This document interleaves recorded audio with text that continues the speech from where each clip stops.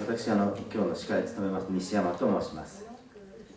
まず最初にビノック先生のご紹介をしたいと思います。ビノック先生は現在、パリ政治学院名誉教授で歴史家でいらっしゃいます。でビノック先生の著作は何冊か日本語にも翻訳されてますけども、比較的最近ではこの「フランスの肖像」という本がですね、翻訳されて吉田書店から出ております。この本は今から20年くらい前にロシア人の学生のためにロシア人の学生がフランスとはどういう国なのかということを知るために書かれた本なので、非常に現代フランスがどういうふうな国かということを知る上では非常にコンパクトにですねまとまっています。で、この日本語版は2010年に出たものを元にして翻訳されてますので、ごく近年の出来事まで網羅しているということです。で、ビノック先生は歴史家としてその他にも19世紀から20世紀にかけての歴史、政治史、思想史などをご研究されてますけれども、最近では国民議会のフランスのですね要請を受けまして、フランスの制度の将来に関する委員会というところの所属し、今数年間にわたってフランスの制度改革に関する報告書をまとめられたそうです。でこれはフランスの大統領制についてとか、あるいは投票制度などについて提言を述べているもので、この10月に議会の方に提出されたと伺っております。また日本ではさらにビノック先生の著作は今現在翻訳が進められておりまして、やはりこの吉田書店、この翻訳をされた大島さんという方によってビノック先生のミッテランの評伝が現在翻訳中と伺っております。それでは早速ビノック先生の講演に移らせていただきたいと思います。Merci, monsieur le professeur, cette présentation. Bonjour, mesdames, bonjour, messieurs. Je vous propose donc de vous parler un peu de la France de manière synthétique, rapide évidemment, mais en allant, selon moi, à ce qui est peut-être le plus intéressant de retenir. Pour comprendre la France, il y a évidemment plusieurs approches possibles. Si j'étais géographe, il est certain que je ne parlerais pas de la même chose.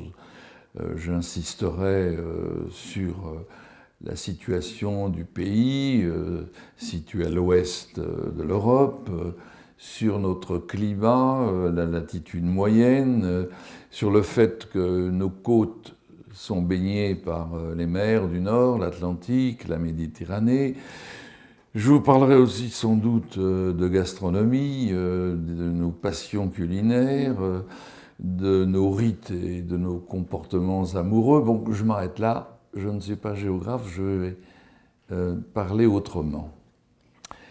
Comme je suis historien, je vais donc attirer votre attention sur quelques thèmes.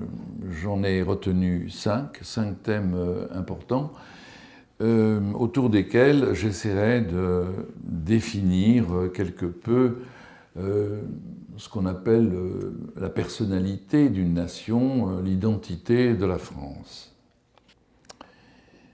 Ce qui est sûr, c'est que le poids de l'histoire pèse considérablement sur nos comportements, sur nos attitudes, sur nos mentalités, sans qu'on le sache du reste, sans qu'on le sache. L'écrivain français Georges Bernanos écrivait pendant la guerre dans un très beau livre qui s'appelle « Lettres aux Anglais ». De bien des manières, mon pays reste pour moi une énigme. Et pourtant, il le connaissait bien. Je partage ce sentiment. Il est sans doute osé de ma part de prétendre vous éclairer en 3/4 d'heure, 1 heure sur l'identité de la France. Au fond, c'est beaucoup plus facile de parler des autres pays que du nôtre, parce que c'est plus facile de simplifier, de schématiser, de généraliser. L'autre, c'est celui qui n'est pas moi. Et je saisis bien tout de suite la différence, elle s'impose aux yeux. En un mot, nous avons à l'égard de notre pays un sens développé de la complexité. L'idée qu'à chaque proposition que nous avançons, nous pouvons opposer l'idée contraire. Un exemple, il y a un préjugé, en Europe en particulier, qui porte sur les Français et qui est que les Français sont paresseux. Et quand on regarde le nombre de travail qu'ils exécutent par semaine, on s'aperçoit que ce n'est absolument pas vrai. Alors, ce que je viens de dire, évidemment, est vrai de tous les peuples, n'est-ce pas? Il y a des clichés, il y a des idées reçues qu'il faut toujours combattre, surmonter, pour saisir véritablement du mieux possible ce qu'est la personnalité d'un peuple. Alors, ces remarques étant faites, je vais commencer à vous exposer ce qui, à mes yeux, compte véritablement, ce qui pèse, ce qui est véritablement enraciné dans notre histoire, dont nous avons hérité. Première idée, la France est un vieux pays catholique, ou si on préfère, de culture catholique. Alors, je dis bien catholique, non pas chrétienne. Chrétienne parce qu'on peut être chrétien en étant protestant. Or, justement, une des grandes différences entre la France et l'Angleterre, entre la France et les États-Unis, c'est que la France a été formée, constituée dans et par le catholicisme. Il y a eu tout d'abord une relation d'appui mutuel entre la monarchie française, telle qu'elle s'est constituée au Moyen-Âge, et l'Église catholique, le pape, la papauté. L'histoire ou la légende, l'histoire et la légende veulent que le premier roi français soit Clovis, qui s'est emparé du pouvoir en Gaule, la Gaule qui était le territoire de la France d'aujourd'hui, à la fin du Ve siècle, et que ce chef franc a été baptisé à Reims par l'évêque Rémy, et commence alors cette association, cette alliance entre la monarchie française et le catholicisme. Par la suite, le roi de France recevait l'onction de la main des prêtres. Le roi était consacré par l'Église. Et les successeurs des premiers rois de France ont été ainsi, jusqu'au XIXe siècle, jusqu'au dernier roi, Charles X, consacrés ou sacrés dans l'église, dans la cathédrale de Reims. D'autre part, la monarchie carolingienne, c'est-à-dire la monarchie médiévale avant les Capétiens, a aidé le pape à se constituer ses États. En effet, au départ, le pape était l'évêque de Rome, simplement. Il a eu à se défendre contre des invasions diverses, notamment ceux qu'on appelle les Lombards. Je passe sur les détails. C'est un roi, le roi Pépin, qui a, par la force, volontairement, offert au pape un État, ce qu'on va appeler, et qui va durer jusqu'en jusqu'en 1870 les États pontificaux. Cependant, au XVIe siècle, comme partout en Europe, a progressé la réforme, c'est-à-dire le protestantisme. Tout le XVIe siècle est occupé par une guerre de religion en France. Et cette guerre s'est achevée en 1598 par un compromis signé par le roi Henri IV qui a permis aux protestants de disposer de droits, de lieux de culte, de places fortes. C'est ce qu'on appelle l'édit de Nantes.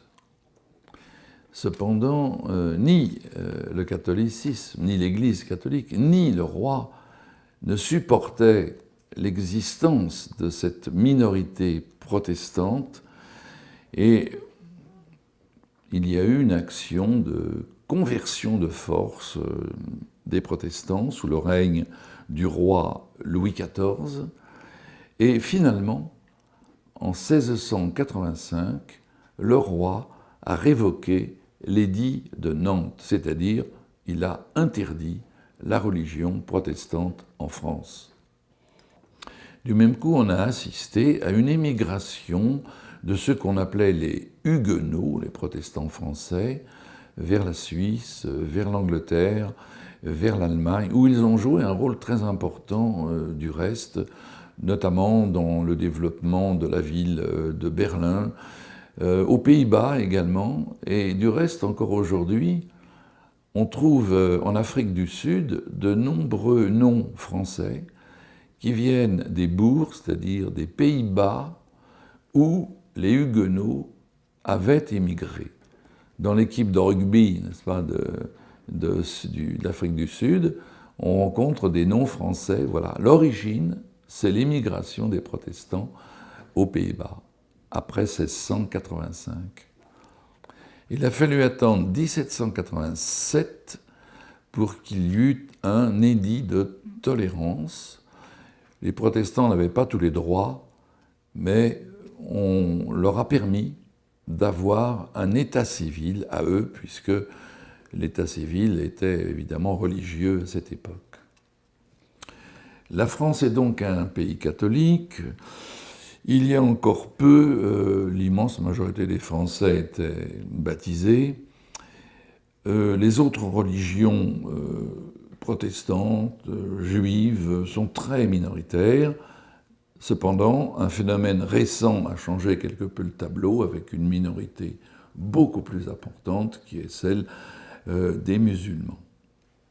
Alors, de cette tradition, que reste-t-il ? Certainement pas une grande puissance de l'Église catholique. La pratique religieuse catholique est très faible. Simplement, le catholicisme a créé des structures qui sont toujours vivantes, ne serait-ce que le calendrier, les fêtes rituelles, etc. La religion catholique reste quand même la première en France. Et il n'est pas rare que ces représentants, ces évêques, aient leur mot à dire sur tel ou tel événement. Mais il y a peut-être plus important que le patrimoine des églises, que l'existence réelle d'une minorité de Français fervents catholiques.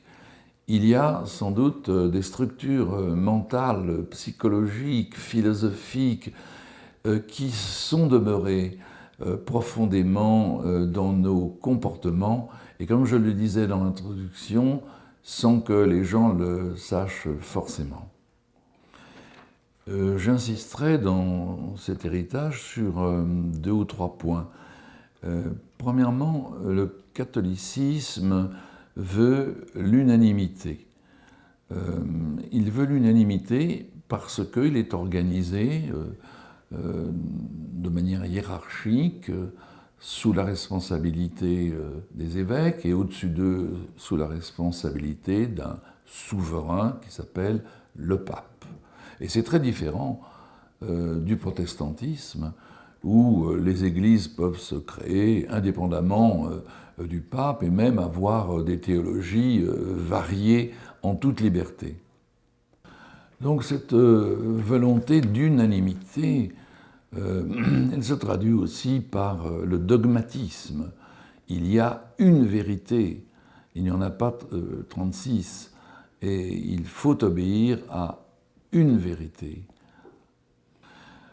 Et je pense que l'une des conséquences de la religion catholique, de sa force, de sa puissance, a été la difficulté pour les Français d'adopter le libéralisme. Il y a un anti-libéralisme catholique qui a été prôné par tous les papes du XIXe siècle et au début du XXe siècle, que l'on retrouve en dehors des milieux catholiques, l'antilibéralisme.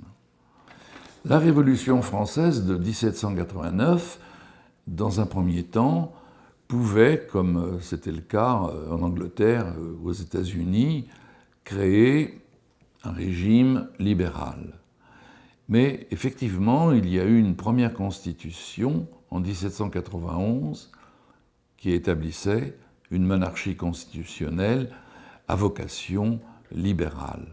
Mais dès l'année suivante, cette constitution était récusée, abattue.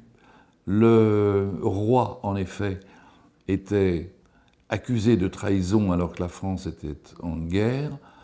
Il a été jugé, il a été condamné, il a été exécuté. Et on peut dire qu'à partir de ce moment-là, le libéralisme s'est peu à peu échappé de la Révolution. Alors, le paradoxe est que la Révolution, qui a renversé la monarchie absolue, qui était la monarchie très catholique, au fond, les révolutionnaires, les républicains, se sont développés et développé leurs idées et leur politique dans le moule catholique, dans un moule qui était constitué avant eux, mais qu'ils contestaient, mais dont ils ont repris les structures. Je disais que le catholicisme avait répandu, développé l'idée, l'idéal de l'unanimité, l'unanimisme, le dogmatisme, l'antilibéralisme, mais aussi on pourrait ajouter l'esprit de mission. Eh bien, tous ces éléments se retrouvent dans la révolution républicaine, la révolution jacobine, comme on l'appelle, qui a rêvé d'instaurer ce qu'on appelait un peuple un, c'est-à-dire unanime, unique, comme la République est une et indivisible. Il est certain qu'aujourd'hui encore, il y a une volonté d'unanimité. Je dirais quelques mots à ce sujet sur la laïcité. Après la Révolution française, en effet, deux cultures se sont opposées, la culture catholique traditionnelle et la culture républicaine. L'intrigue politique principale du XIXe siècle en France, c'est ce combat des républicains face aux catholiques qui, eux, sont monarchistes en général ou défenseurs d'un État fort comme l'Empire ou le Second Empire. Les républicains, pour arriver à fonder la République, ont eu à lutter, à combattre l'enseignement officiel de l'Église, qui était pendant tout le XIXe siècle donc antilibéral, anti-moderne, antidémocratique. La Troisième République, qui commence dans les années 1870, a réussi à faire obstacle à la prétention de l'Église de dominer la société. Par quel instrument? La laïcité. La laïcité se définit principalement par la séparation de l'Église et de l'État, ou plus exactement, la séparation des Églises, de toutes les confessions, et de l'État qui affirme sa totale neutralité en matière religieuse. On a d'abord créé un système scolaire laïque. Dans les années 1880, les républicains ont établi une école, ont inventé une école qui n'offrait pas d'enseignement religieux. C'était l'école obligatoire, gratuite et laïque. Et en 1905 a été votée la grande loi, qui est aujourd'hui encore en action, de la séparation de l'Église et de l'État, en 1905, des Églises et de l'État. Alors, bien entendu, tout cela ne s'est pas fait facilement, car le conflit entre les républicains et de l'Église et de ses représentants a duré encore longtemps, on pourrait dire presque jusqu'à la Seconde Guerre mondiale, puisque sous la Troisième République, on n'a jamais eu de chef de gouvernement catholique, de président de la République catholique. Il n'avait pas la légitimité républicaine. Les choses ont changé avec la Deuxième Guerre mondiale, car beaucoup de catholiques ont participé à la résistance contre l'Allemagne nazie, et que du même coup, ils ont acquis une légitimité républicaine. Et après 1944-45, de nombreux catholiques sont devenus ministres, chefs de gouvernement ou présidents de la République. Deuxième idée, la France a connu très tôt une monarchie centralisée. J'insiste sur le mot centralisée. La nation française a été très largement une création de l'État et de l'État centralisé. Le territoire hexagonal sur lequel la France d'aujourd'hui, dans lequel nous vivons aujourd'hui, a été peuplé à travers les âges par des groupes ethniques, linguistiques très nombreux, très différents, les Bretons, les Basques, les Occitans, les Alsaciens, etc. La France est un pays très composite, c'est une terre d'invasion successive, de brassage de peuples, de populations, et dans les temps modernes, surtout à partir du XIXe siècle, une terre d'immigration. Alors que les autres pays d'Europe, comme l'Angleterre, l'Irlande, l'Allemagne, la Russie, étaient des territoires d'où l'on partait, généralement vers les États-Unis, la France, au contraire, était une terre d'immigration, successivement des Italiens, des Belges, des Espagnols, des Portugais, et puis plus récemment des Arabes. Au moment de la Révolution qui entame les temps modernes de la vie politique, la moitié des Français ne parlaient pas le français. Donc tout s'est fait par la volonté de l'État, et d'abord de la monarchie, la dynastie des Capétiens en particulier. Au départ, cette monarchie, elle était réduite à un territoire qui était très limité. C'était autour de Paris, ce qu'on appelle l'Île-de-France. C'est donc par la guerre, par la ruse, par des stratégies matrimoniales que peu à peu, le territoire français royal s'est agrandi. Donc à partir du centre, qui était Paris, l'Île-de-France, peu à peu, des provinces se sont agrégées à ce noyau initial au prix de nombreuses guerres, et en particulier avec l'Angleterre, qui avait des possessions dans ce territoire.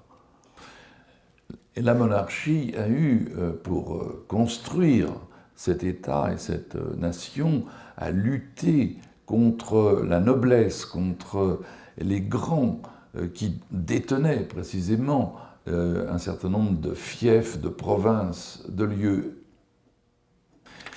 Et Louis XIV au XVIIe siècle a eu cette idée de rassembler cette noblesse justement à Paris, ou plus exactement à Versailles. Le château de Versailles, qui est aujourd'hui très visité par les touristes, a eu pour première fonction d'attirer cette noblesse frondeuse, cette noblesse dangereuse qui remettait toujours en cause l'autorité royale. Alors cette centralisation a été un trait, et reste encore un trait largement dominant de notre société. C'est à Paris, en effet, on peut dire que tout se faisait. C'est de moins en moins vrai, mais c'est à Paris qu'il fallait aller pour faire carrière.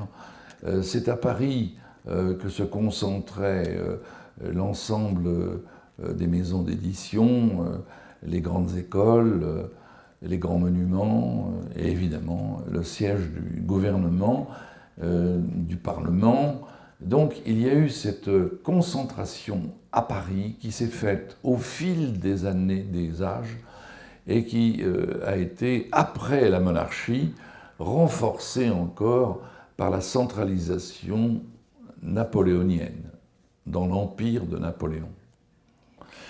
Cette centralisation a été une force et une faiblesse. Elle a été une force parce qu'elle a permis à la monarchie, puis à la République ou à l'Empire, d'unifier le pays. En France, nous avons beaucoup moins de problèmes avec nos régions que l'Espagne ou même le Royaume-Uni, car très tôt il y a eu cette unification voulue à partir d'un centre qui était l'État monarchique ou républicain.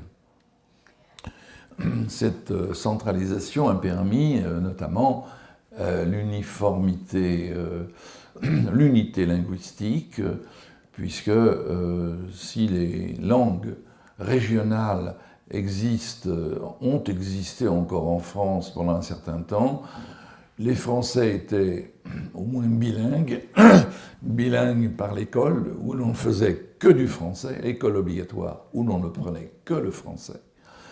Et il y a un siècle et demi, les petits Bretons ou les petits Basques parlaient chez eux dans la langue traditionnelle, mais ils parlaient à l'école le français. Donc l'unité linguistique s'est faite ainsi par la centralisation et par l'école obligatoire et gratuite et laïque. Mais la centralisation, c'est aussi une faiblesse. C'est une faiblesse puisqu'elle se fait au détriment de la vitalité des régions, des provinces. Lorsque l'on est bon élève et qu'on habite Périgueux, Angoulême ou Rennes, eh bien on part pour Paris, on partait pour Paris pour faire ses études, pour faire carrière. Donc tout convergeait vers Paris. Et vous en avez une représentation même géographique avec la construction du chemin de fer. Si vous regardez les lignes de chemin de fer, elles partent toutes de Paris, n'est-ce pas, vers les régions. Donc il y a eu une sorte d'affaiblissement, d'appauvrissement des régions jusqu'au XXe siècle. C'est pourquoi il y a eu, dès le XIXe siècle, un mouvement favorable à la décentralisation. Mais ces décentralisateurs sont restés dans l'opposition, n'étaient pas au pouvoir. Quand ils arrivaient au pouvoir, ils continuaient à exercer un pouvoir centralisé. Les choses ont commencé à changer avec les années 1880 et une grande loi qu'on appelle la loi de décentralisation en 1982 sous la présidence de François Mitterrand. Désormais, il y a donc, la France a été découpée en régions et ces régions avaient à élire une assemblée de régions avec avec un chef de la région, président de la région, et ces régions ont eu un certain nombre de pouvoirs, d'initiatives qui se sont développées, tandis que l'État lui-même faisait de temps en temps de son mieux, pourrait-on dire, pour délocaliser un certain nombre de services, d'écoles qui étaient à Paris. Au mois de décembre, nous aurons les nouvelles élections régionales. Donc dans chaque région, il y en a 13, et dans chaque région, nous aurons un conseil régional présidé, par conséquent, par un président de région. J'en arrive à ma troisième idée. La France est sans doute le paradis des intellectuels. Dans aucun pays, les intellectuels, les écrivains en particulier, n'ont joué un rôle, n'ont tenu une place aussi importante qu'en France. L'une des explications de ce phénomène est à chercher justement dans la concentration parisienne, puisque c'est à Paris que se retrouvaient pratiquement tous les gens qui avaient envie d'écrire, de philosopher, et en particulier au XVIIIe siècle, ceux qu'on appelle les philosophes, ils se retrouvent tous à Paris. Ces philosophes, ces écrivains sont attirés par le pouvoir, mais ils n'y participent pas, ils sont en dehors du pouvoir. Ils ne sont pas à la cour du roi. Ils se rencontrent dans les salons, dans les cafés, dans les lieux de sociabilité en dehors de la cour. Donc en France, le phénomène des intellectuels n'est pas lié aux universités, mais à ces organisations, à ces lieux de sociabilité qui sont à la fois en dehors du pouvoir et en dehors de l'université. Et en même temps, ce milieu intellectuel est indépendant de l'Église catholique. Et c'est même contre l'Église catholique qu'une bonne partie de leurs écrits sont dirigés. Ils sont les critiques du catholicisme. Donc ces intellectuels, on ne les appelle pas encore comme ça, ces philosophes n'ont pas fait carrière dans les ministères, mais dans les journaux, dans les livres, et s'il ne fallait citer qu'une œuvre importante, considérable, c'est évidemment l'Encyclopédie. La philosophie des Lumières qui anime ces écrivains, elle est profondément anticatholique. Elle met en cause à la fois les dogmes de l'Église, mais aussi l'organisation ecclésiastique, les richesses de l'Église. Et cette philosophie défend contre la religion l'esprit scientifique, la méthode expérimentale, contre les vérités imposées. Donc ces écrivains qui s'appellent les plus connus, Voltaire, Rousseau, Diderot, acquièrent un prestige considérable, et on a pu dire, sans doute de manière abusive, qu'ils étaient à l'origine de la Révolution. À vrai dire, ils n'avaient pas d'objectif révolutionnaire, mais ce qui est sûr, c'est que leurs idées avaient tout de même sapé l'autorité monarchique, puisque cette autorité était liée, très liée à l'Église catholique. On a pu noter qu'une bonne partie des constituants, ceux qui avaient été élus à l'Assemblée constituante en 1789, avaient lu le contrat social, ou se réclamaient du contrat social de Jean-Jacques Rousseau. Voltaire et Rousseau étaient morts au moment où éclate la Révolution, en 1789, mais l'un de ces philosophes a été un élu de la Révolution, Condorcet, qui a participé notamment à un grand projet d'éducation nationale. Donc la Révolution ayant eu lieu, on a pu par la suite en déduire qu'elle avait été causée par l'esprit philosophique, par les philosophes, ce qui est sans doute, encore une fois, discutable, mais peu importe. Ce qui est certain, c'est que la Révolution a donné un lustre supplémentaire aux écrivains et aux philosophes, comme s'ils avaient été véritablement aux origines de la Révolution.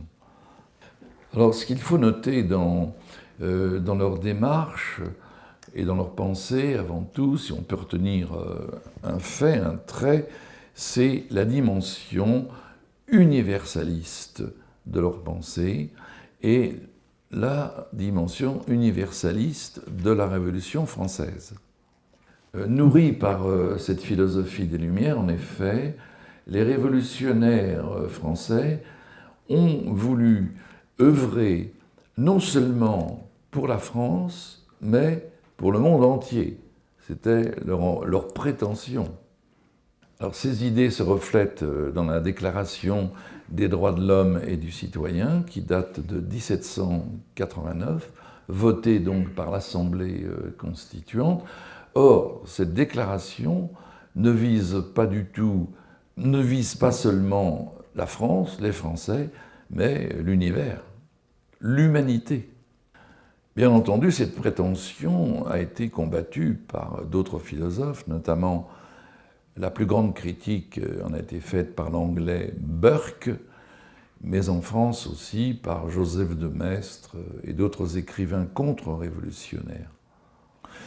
Il disait aux révolutionnaires, vous parlez de l'homme, mais nous ne connaissons pas l'homme. Nous connaissons des Bretons, des Anglais, des Allemands, des Japonais peut-être, mais l'homme ne connaît pas l'homme.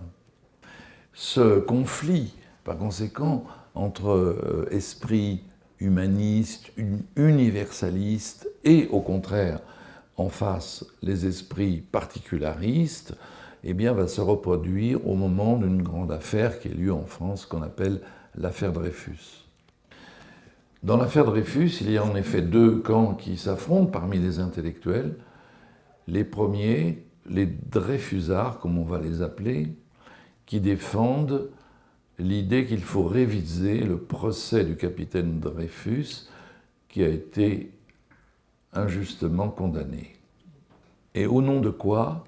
Au nom de la vérité, au nom de la justice, c'est-à-dire au nom des valeurs universelles. En face d'eux, les anti-Dreyfusards leur reprochaient d'ignorer ce qui était le plus important, c'est-à-dire la cohésion nationale, et en particulier la défense de l'armée. L'armée, par son conseil de guerre, avait émis un jugement, avait émis une condamnation, il fallait respecter le jugement. Sinon, il y aurait un désordre incroyable en cas de guerre. L'armée avait une valeur, par conséquent, absolue aux yeux des anti-Dreyfusards. Cependant, quelques grands noms sont attachés au camp des Dreyfusards, Émile Zola, Anatole France, des politiques comme Georges Clemenceau, Jean Jaurès, et finalement, ce sont eux qui, après bien des péripéties, bien des batailles, l'ont emporté, puisque en 1906, le capitaine Dreyfus était réhabilité. Je dirais donc en résumé qu'il y a eu dans toute notre histoire politique un rôle d'acteur de la part des intellectuels qui a été régulier.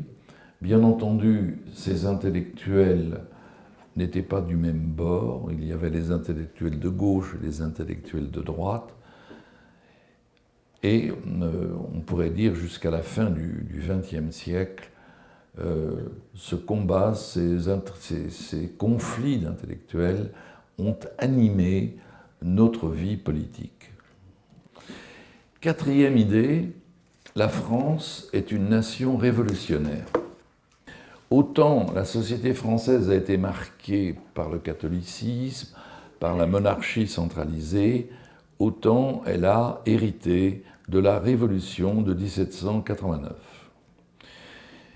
Non seulement la France a fait la révolution de 1789, mais on pourrait dire que, aux yeux de beaucoup de Français, cette révolution est restée inachevée. Elle est restée inachevée notamment parce qu'elle n'a pas su se donner, elle n'a pas su fonder un régime politique stable, contrairement aux Anglais et aux Américains qui, eux, ont fait des révolutions qui ont débouché sur des régimes politiques stables. Le XIXe siècle, qui suit la Révolution, est véritablement ponctué de révoltes, d'émeutes, de révolutions. 1830, 1848, la Commune de 1871. Les républicains ont fait des révolutions contre les monarchistes, contre l'empire bonapartiste,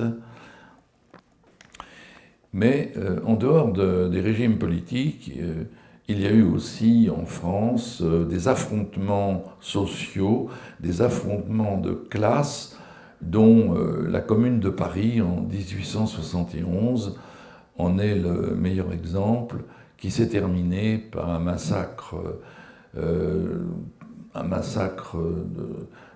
30 000 combattants parisiens environ, au cours de ce qu'on appelle la semaine sanglante du mois de mai 1871.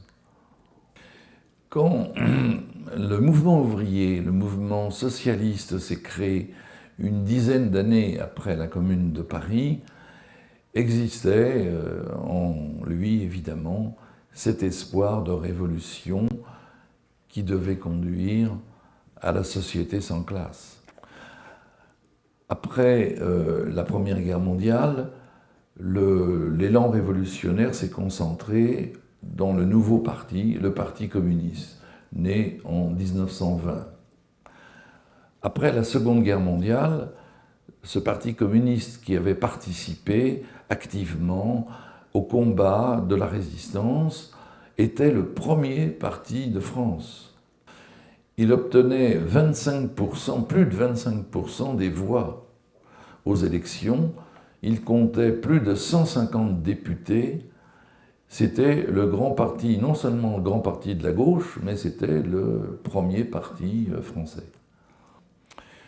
Donc, initié au marxisme, le mouvement ouvrier français a suivi une ligne qui était celle du Parti communiste, qui ne faisait pas la révolution, mais qui entretenait cet esprit révolutionnaire à travers ses journaux, ses brochures, ses livres, ses meetings, ses films, sa propagande, pendant toute la guerre froide, pendant toute la durée de la guerre froide.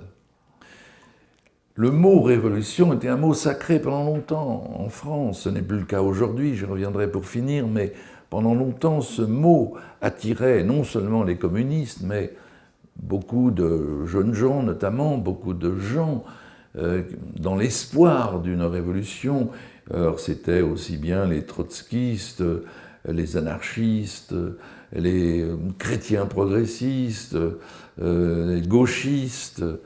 Donc il y avait comme idéologie dominante du côté de la gauche, n'est-ce pas, cet esprit révolutionnaire qui voulait la fin du capitalisme et qui espérait, sur les ruines du capitalisme, fonder une nouvelle société.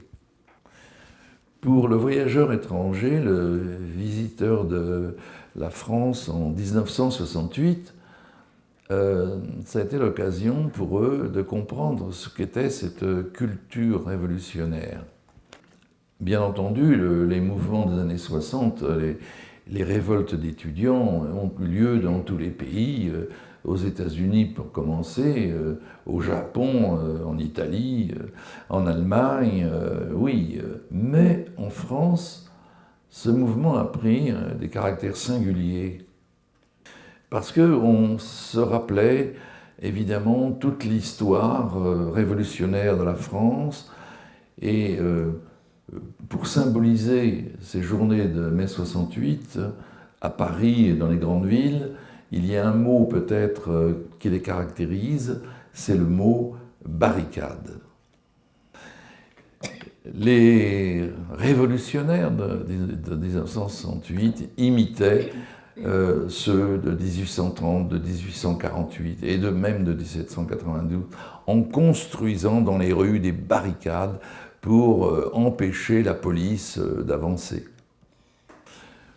Pour finir ce chapitre, je dirais qu'aujourd'hui, plus personne ne parle de révolution en France, mais cette inspiration révolutionnaire, cet instinct de révolte, on le retrouve dans le combat social, dans le mouvement social, on le retrouve, il y a eu encore des incidents, les télévisions de l'ensemble du monde l'ont montré à propos d'Air France, n'est-ce pas? Cette violence qui s'attache aux conflits sociaux, elle est typiquement dans les mœurs, dans la tradition des conflits sociaux en France. J'en arrive au 5e point que je vais développer très rapidement. C'est le fait de l'instabilité constitutionnelle de la France. Je pense que ce que j'ai exposé précédemment peut faire comprendre cette instabilité. La France a été et reste encore largement un pays divisé politiquement, socialement, religieusement. C'est un pays, par conséquent, où le conflit est quasi permanent. Soit le conflit violent, parfois avec mort d'hommes, comme au XIXe siècle, soit un conflit plus feutré, mais qui reste tout de même un conflit durable. On peut dire qu'il y a un mot en France qui est incompréhensible, c'est le mot consensus. Tous ces conflits ont par conséquent provoqué des changements de régime répétés jusqu'à 1958. La première constitution date de 1791 et aujourd'hui nous en sommes à la 15e constitution. République, empire, restauration de la monarchie, restauration de l'empire, république encore, régime de Vichy, 4e république, 5e république, 6e république. Bref, on passe son temps apparemment à faire des changements de régime depuis la Révolution. Notre constitution d'aujourd'hui, la 5e République, date donc de 1958. Et pourquoi? Parce que, encore une fois, il y a eu une grande émeute qui a eu lieu, non pas sur le territoire métropolitain, mais à Alger, en Algérie. Pour mettre fin à la guerre d'Algérie, régler le problème algérien, le général de Gaulle a été rappelé, et c'est lui qui a fondé, par conséquent, la 5e République, en redonnant au pouvoir exécutif un pouvoir très puissant qu'il avait perdu depuis la 3e République. En 1962, il a fait voter par les Français, par référendum, l'élection du président de la République au suffrage universel. Cette institution n'a fait que renforcer le pouvoir du président de la République, qui peut se vanter d'avoir une légitimité suprême, celle du peuple français. Cette constitution a été utile, certainement, en pleine guerre d'Algérie. Elle a permis au général de Gaulle de mettre fin à la guerre d'Algérie en 1962. Cependant, aujourd'hui, beaucoup de Français estiment que nous avons une constitution qui est déséquilibrée. Trop de pouvoir au président, au point qu'une expression existe depuis le retour du général de Gaulle au pouvoir, les Français seraient ou sont sous une monarchie une monarchie républicaine, une monarchie élective, mais néanmoins une monarchie.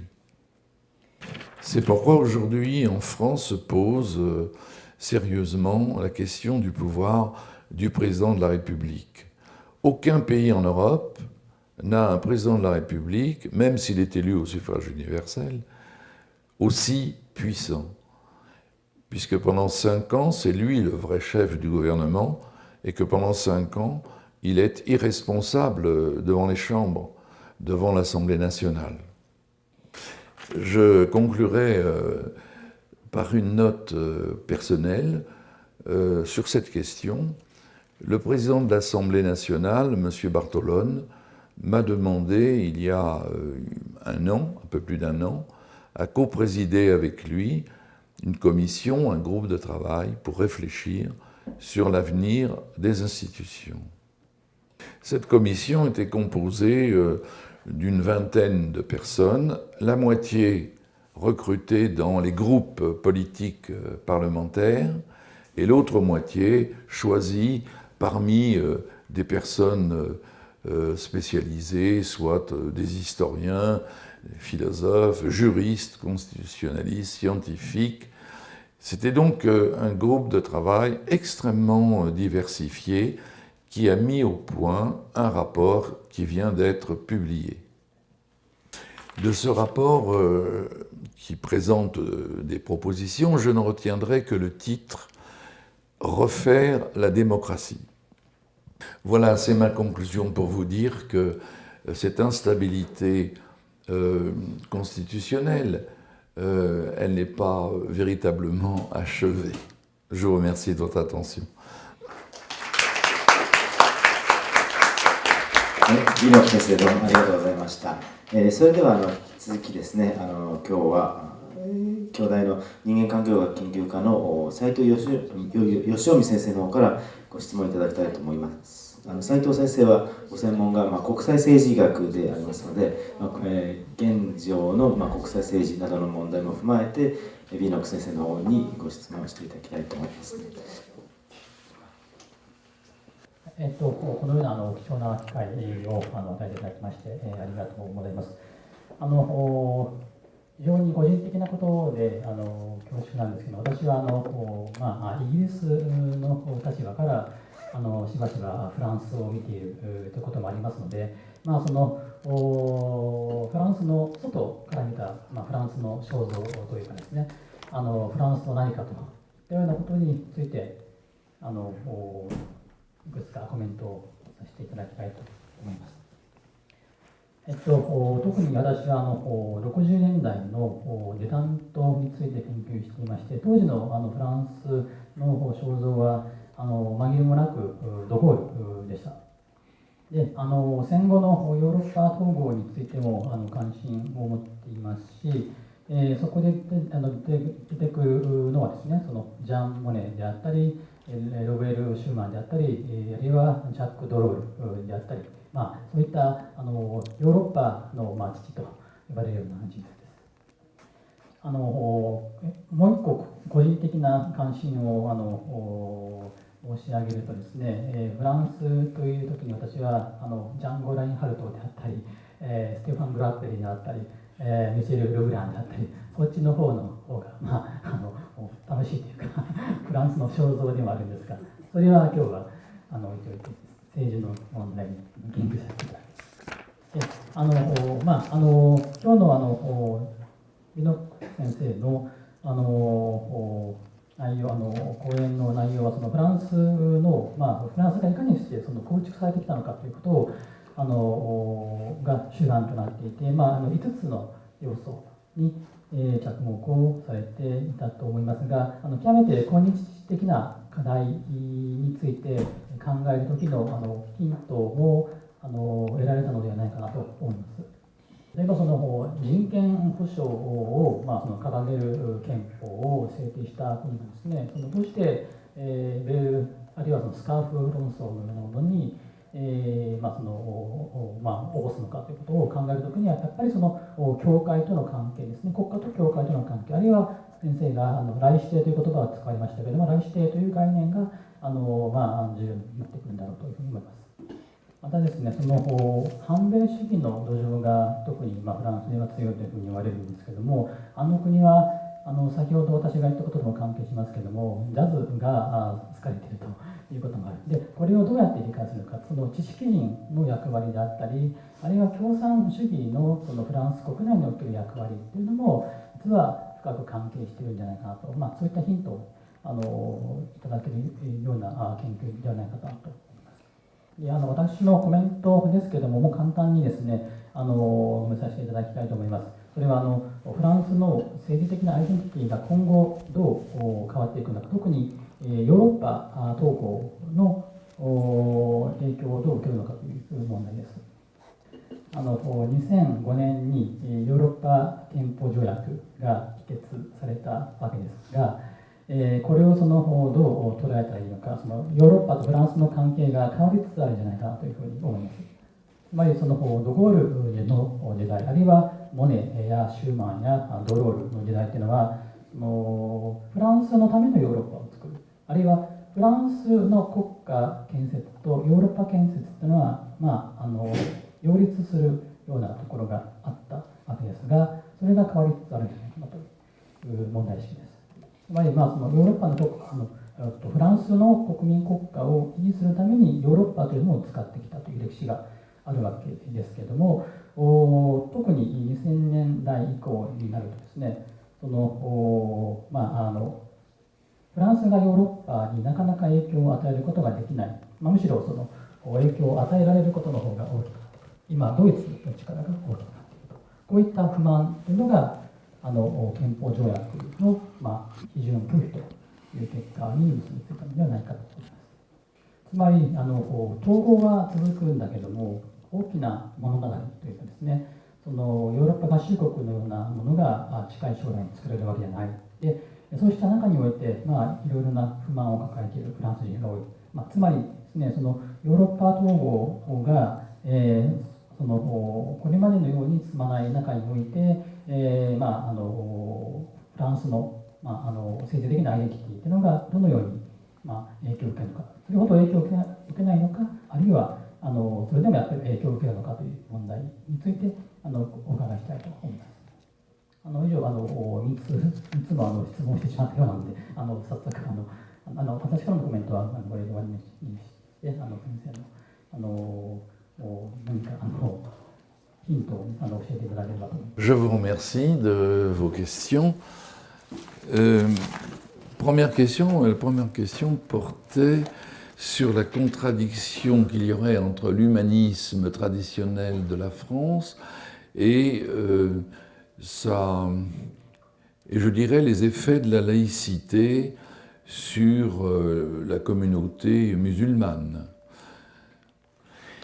L'idée de la laïcité, donc, quand elle s'est construite au XIXe et au début du XXe siècle, c'était premièrement le respect des religions, la liberté de conscience et en même temps le refus par l'État de subventionner ces religions, de payer leurs prêtres, et qu'il devait y avoir, comme je l'ai dit tout à l'heure, une séparation entre l'État et les églises. La laïcité a donc été inventée contre l'Église catholique, mais avec le respect des religions et du catholicisme. Petit à petit, la loi de 1905, la loi de séparation, a fini par être acceptée par les catholiques.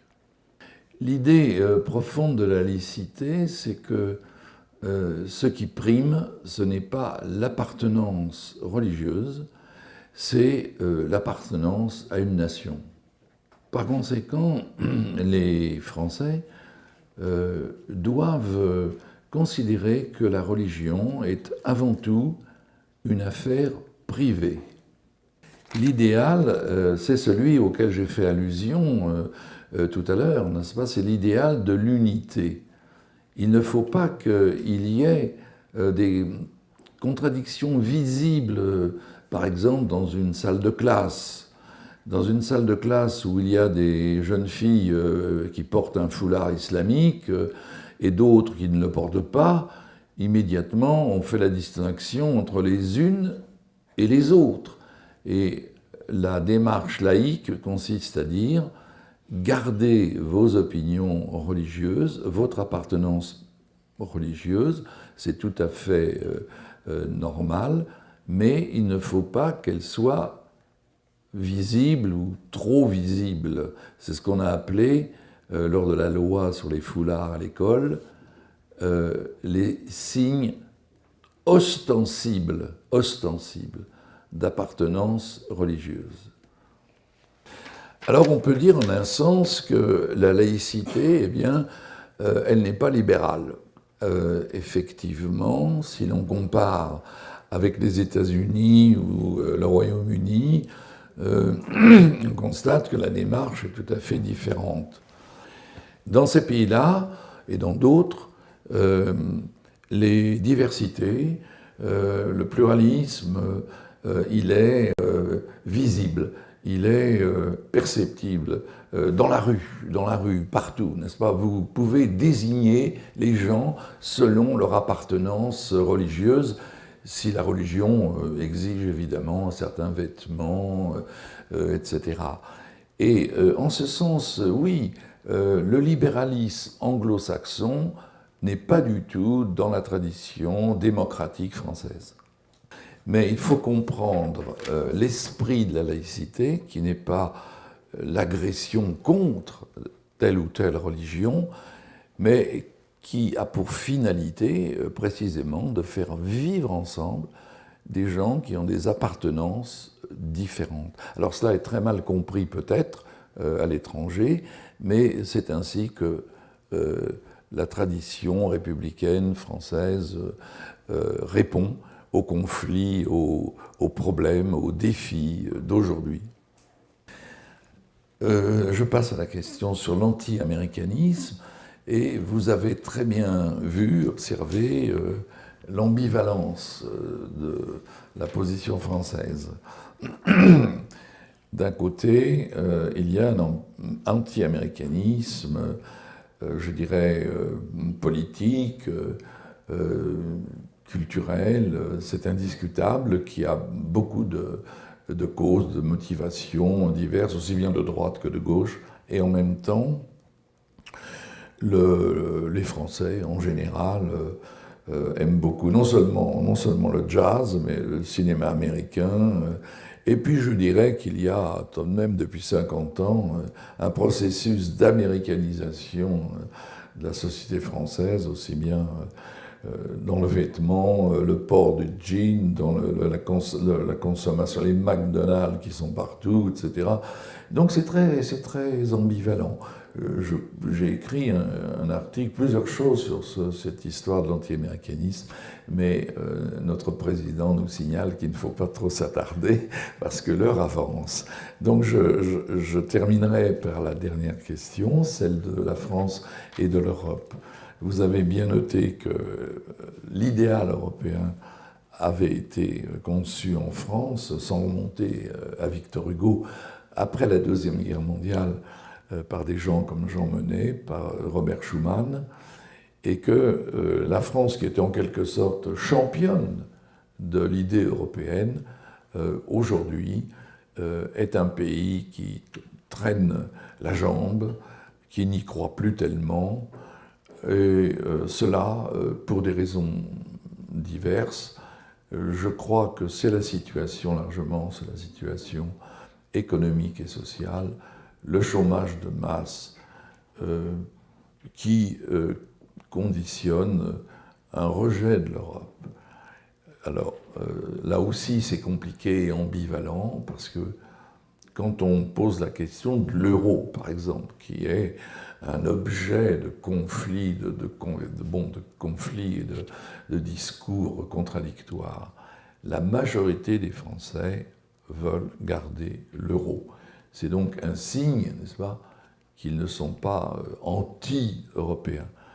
Mais ils sont déçus par l'Europe, parce que leur situation, encore une fois, économique et sociale, qui dépend dans une certaine mesure de l'Europe, qui dépend même beaucoup de l'Europe, est médiocre, aggravée, et dans leur pessimisme collectif, ils mettent sur l'Europe, sur Bruxelles, comme on dit, n'est-ce pas, les causes de leur désespérance. Mais si j'avais le temps, je pourrais vous dire aussi qu'il y a un attachement profond à l'Europe. Là, j'ai évoqué l'euro, je pourrais citer d'autres choses, mais c'est vrai, nous ne sommes plus dans la grande période constructive de l'Europe. Et si l'Europe apparaît quand même comme le point de fuite, l'avenir des pays européens et de la France en particulier, nous ne sommes pas dans une phase progressiste. Voilà.